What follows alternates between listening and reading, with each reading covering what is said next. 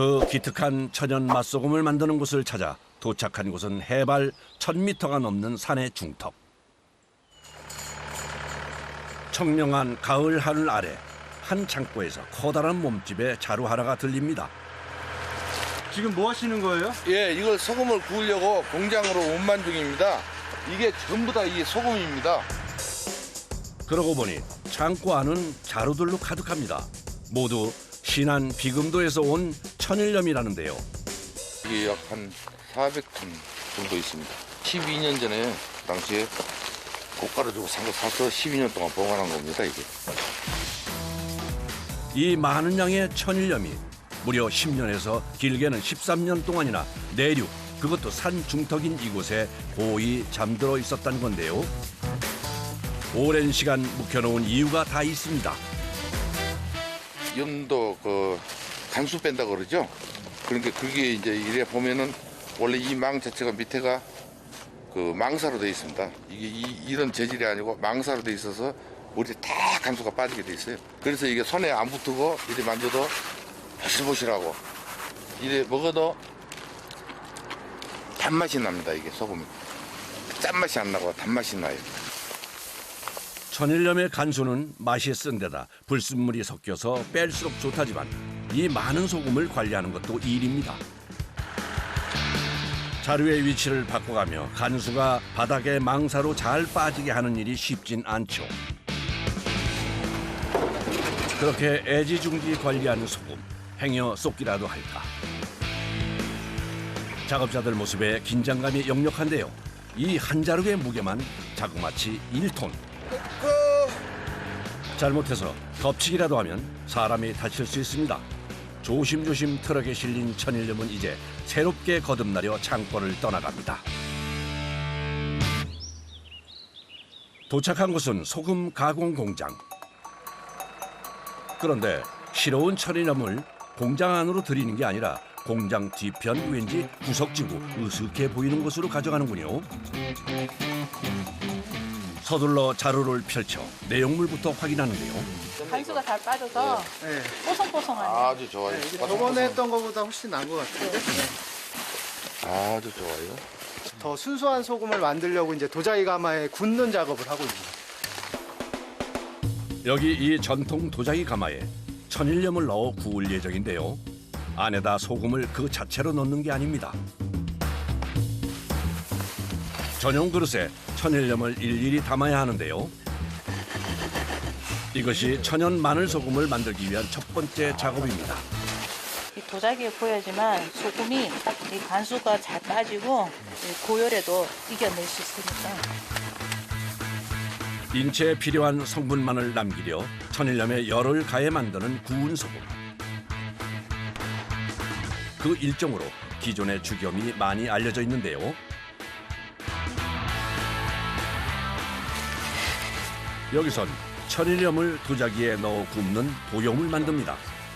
이것이 간수 빼는 데 공을 들이는 이유이기도 한데요. 이게 흙그릇인데 수분을 덜 빼고서 구우면 이게 압이 걸려가지고 터져요. 근데 이게 간수를 바싹 해서 이렇게 구우면은 잘 구워지고, 예, 수분이 없으니까. 도자기에 소금을 쌓고 똑같은 그릇을 덮어서 소금을 꽉 눌러줍니다. 언뜻 보기엔 단순 작업 같지만 다 방식이 있는데요. 그냥 이렇게 하면 이제 소금이 다 삐져나오기 때문에 이거를 다 이렇게 처리를 하고 이제 가득 이렇게 담아서 이렇게 진행을 해요. 무작정 힘으로만 눌러도 안 됩니다. 손의 감각으로 완성하는 작업. 들어봐. 오케이. 이게 뚜껑은 요 깨진 걸로 항상 이거 깨지면 안 되잖아, 이거. 소금 그릇이 쉽게 깨지기 때문인데요. 담으실 때 금단 거 이거는 뚜껑으로 쓰는 거예요, 뚜껑. 이거 새로 만들어야 돼요. 이거 우리가 한번 구우면은 5번밖에 못 써요. 대여섯 번 사용하면 깨져버리는 소모품인데도 숙성한 황토 반죽을 물레에 돌려 하나하나 빚습니다. 그러다 보니 한 번에 많은 양을 만들지 못하는데요. 하루에 많이 만들어야 한 3, 40개 정도?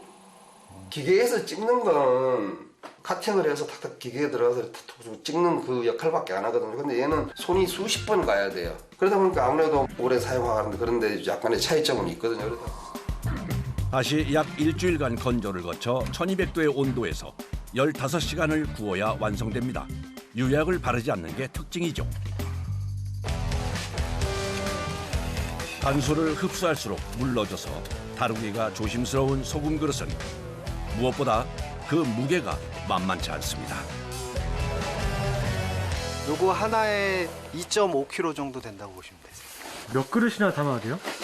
저희가 가마 하나당 120개 정도 들어간다고 보시면 되세요. 가마가 2개니까 240개 그 정도 들어갑니다. 직원분들 한 4-5분이 시작하면요. 한 6시간에서 7시간 정도 걸립니다.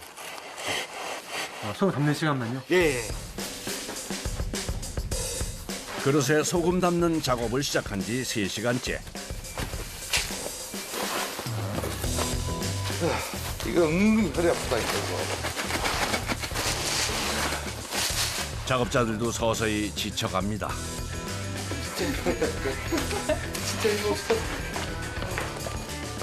아 진짜 이거. 손 좀 쉬고 해. 힘드세요? 예, 아유 너무 힘듭니다. 어깨도 아프고 허리도 아프고 계속 저 신경 써야 되니까. 시간이 갈수록 자루의 소금 높이가 낮아져 퍼내기가 고역인데요. 그렇게 작업자들의 소금과 한판 씨름을 벌이는 동안 어느새 1톤의 소금이 모두 그릇에 담깁니다. 자, 이제 소금 담긴 그릇을 도자기 가마 안에 들이는데요. 이때가 도염 작업 중 가장 까다로운 공정입니다. 불의 온도가 800도 이상 올라가면 이 흙이 누글누글해져요. 그러면 약하면 다 무너져요. 그래서 중심을 잘 잡고 쌓아야 돼요. 가마 안에 소금 그릇을 쌓는 일은 작은 오차도 허락하지 않는 정밀한 작업. 조금만 수평이 틀어져도 애써 쌓은 것들이 거센 불길을 못 견뎌 무너질 수 있습니다. 좁은 공간, 작업자는 허리 한 번 펴지 못하고 마치 돌탑 쌓듯 그릇을 정성으로 쌓는데요. 하지만 이대로 가마에 불을 피울 수는 없답니다.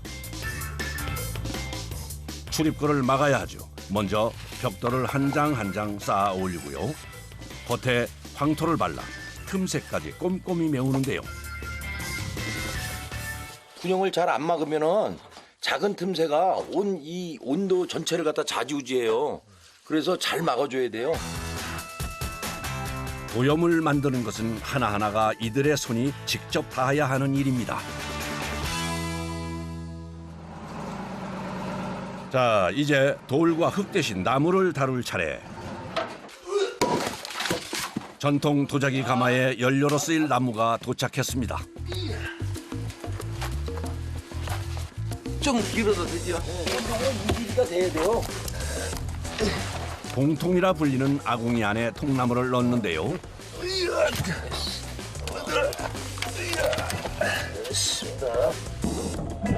개당 80kg에 달하는 통나무를 통째로 쌓느라 여간 애를 먹는 게 아닙니다.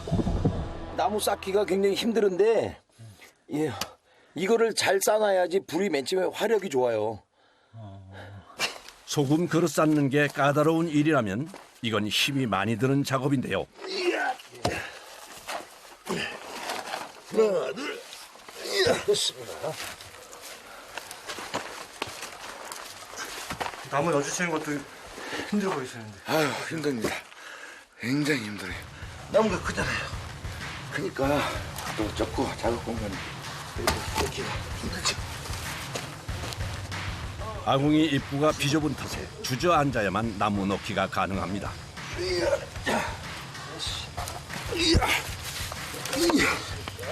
옹이 걸렸어. 옹이 걸렸어 사장님. 걸려야 돼. 오케이. 몸을 굽힌 채로 나무를 쌓다 보면 온몸이 뻣뻣하게 굳어버리기 일쑤. 흙먼지, 나무가루에 목이 톡톡 막히죠. 그 가느다란 거 있으면 더 줘도 돼요. 지금 넣은 거 마냥 가느다란 거. 석가래. 여기는 네. 나무가 얼마나 들어가요? 나무가 여기 맨 처음에 입구에 넣을 때 한 300kg 들어가요. 근데 전체적으로 이거 떼려고 그러면 한 4톤 나무가. 됐어요. 됐습니다. 드디어 아궁이가 꽉 찬 모양인데요. 소금 구울 때 쓰는 뗄나무는 그 종류와 양이 굉장히 중요하답니다. 저희는 육성 소나무를 쓰고 있는데 한 3년에서 5년 말려요. 이게 소나무예요. 이게 소나무고 이쪽 게 참나무고. 참나무하고 이게 섞어 떼거든요. 그래서 이게 참나무예요. 이것도 한 3년 정도 말려야 돼요. 말려야 화력이 좋아요. 네, 소금을 굽는 일은 무엇 하나 마음처럼 서두를 수 있는 게 없군요. 다음 날 이른 새벽부터 작업을 시작할 모양인데요. 새우부터 뭐 하시는 거예요? 네, 이제 나무 소금 구우려고 불 붙이려고 하고 있어요. 아궁이에 잔가지를 모아 불 뗄 준비를 마친 작업자. 드디어 가마에 불을 지핍니다. 오, 불이 금방 번지는군요. 오늘은 기압이 고기압이라 이 지금 불이 잘 빨려 들어가고 있어요. 이러면 온도가 잘 올라가요. 소금도 아주 잘 구워지고. 근데 이렇게 새벽에 불을 지피시는 거예요? 새벽서부터 해서 저희가 짧게 했을 때 14시간대거든요. 아침 일찍서부터 시작을 해야 한 오후 10시나 11시 정도에 끝납니다. 아궁이 불에서 시작된 열기가 약 35m 길이의 기다란 가마를 지나가며 전체를 데우고 가운데 칸에 든 소금이 그 열에 서서히 구워지는 원리. 온도별로 이게 변화가 있어요, 소금이. 그래서 마지막에는 시간이 많이 가는 게 밥을 할 때 뜸 들이듯이 천천히 오래 가야지 이 소금에 그 아주 순수한 맛이 납니다. 초반에는 계속해서 가마의 온도를 끌어올려야 한답니다. 미리 준비해둔 소나무를 아궁이에 끊임없이 집어넣는데요. 느껴지는 열기만으로도 대략의 온도를 짐작한다지만 가마 출입구에 벽돌 하나를 빼서 소금 그릇들을 살핍니다. 400도에서 450도 정도 되면 이 소금이 이제 구워지기 시작을 해요.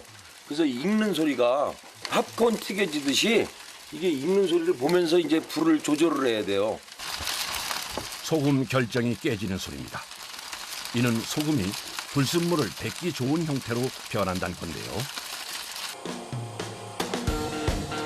이때를 놓쳐서는 안 됩니다. 서둘러 참나무를 쪼개 준비하는 작업자. 소나무 대신 참나무로 땔감을 바꿔 넣는 데엔 다 이유가 있습니다. 소나무는 불이 길어요. 그러니까 온도 올리기가 좋아요. 그런데 참나무는 불이 짧은 대신에 오랜 시간에 이 불을 안 잊고 있어요. 그러니까 이 소금이 익을 때 은은한 열기를 안고 있어야 되거든요. 그래서 이제 참나무와 소나무를 번갈아 떼고 있어요. 뗄나무의 특성을 이용해 가마의 온도를 조절하는 건데요. 수없이 많은 경험과 실패 끝에 얻은 값진 노하우죠. 그렇게 소금에서 불순물을 날리는데 걸리는 시간과 적정 온도를 단계별로 맞춰갑니다. 대신 소금을 굽는 내내 그는 가마 앞을 꼼짝없이 지켜야 한다는군요. 불을 놓치지 않기 위해서는 이 불 뗄 때는 밥도 못 먹고 아무것도 못 먹어요. 계속 이거 불이 온도가 떨어지니까 이걸 하기 위해서 계속 넣어야 돼요. 그 시각 공장 안에서는 소금에 들어갈 마늘 준비가 한창입니다. 단양 특산물인 육종 마늘인데요. 마늘을 이걸 슬라이스 쳐서 가마에다가 굽기 위해서 지금 썰고 있는 중입니다. 마늘을 이게 또 말려야만이 마늘 가루를 해가지고 마늘 소금을 만들 수 있거든요.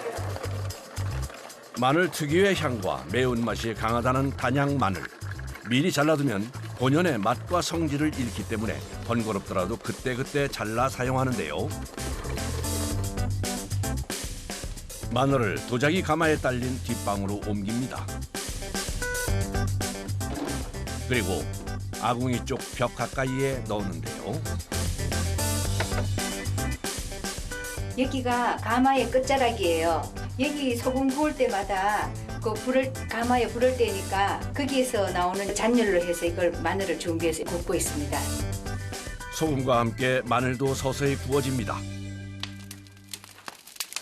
가마에 불을 피운 지 10시간째 애써 막은 문에 구멍을 내는데요. 불 조정하기 위해서 이제 중간에 칸불 떼려고 이게 나무를 열고 있어요. 앞에서 불을 뗐으니까 중간에서 이제 나무를 넣어서 이제 온도를 조절을 해요. 그래서 이제 옆에서 이제 불을 떼는 거거든요. 가마의 온도가 500도에 이르면 소금 그릇과 가까운 곳에도 불을 피워서 소금이 녹기 시작한다는 800도까지 온도를 높여줘야 하는데요. 그쯤에 다다르면 더 이상 온도가 오르지 않도록 아궁이에 산소가 유입되는 걸 막습니다. 800도에서 한 3시간 유지시킬 거예요. 불순물이 모두 날아가는 800도에서 한참 뜸을 들입니다. 온도가 조금만 더 올라도 소금이 녹아버려서 잠시도 긴장을 놓을 수 없죠.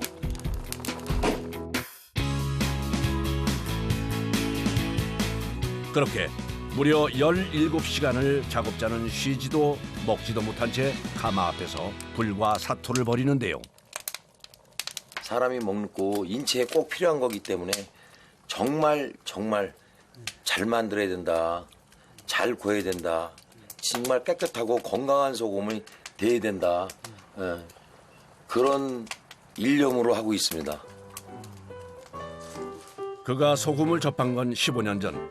원래는 제조업체를 운영하며 승승장구하던 사업가였습니다. 제가 몸이 굉장히 안 좋았어요. 공기 좋고 물 좋고 산 좋은 데를 찾다 보니까 우연찮게 도자기 마을로 온 거예요. 그래서 도자기 가마가 있고 소금 굽는 사람들도 있었어요. 근데 제 생각에는 조금 이렇게 내 방식으로 하면 좀 낫겠다 싶어서 소금에 빠지게 됐고 소금을 공부하게 됐습니다. 시간 그리고 정성으로 구운 소금이 완성되어 갑니다. 작업 나흘째. 가마에 불이 사그라들고 꼬박 하루가 지났습니다. 막아놓은 출입구를 조심조심 깨는데요. 그릇 안 소금이 과연 어떻게 변했을지 궁금합니다. 아직은 열기가 꽤 남아있는 가마 안으로 들어갑니다. 잘 익었네. 소금이 이렇게 약간 녹아 있으면서 이런 식으로 해야지 제대로 구워진 겁니다. 와, 소금 입자가 곱게 변했네요. 이제 가마 안에 소금 그릇을 다시 밖으로 전부 꺼내는데요. 가마에 들어갈 때보다 한층 약해진 그릇은 옮기기 더욱 조심스럽습니다. 이미 깨져버린 것도 보이는 것이 일이 쉽진 않겠군요. 어우 덥다. 오케이. 50도에 달하는 가마에서 탈출하듯 나온 작업자. 땀으로 흥건합니다.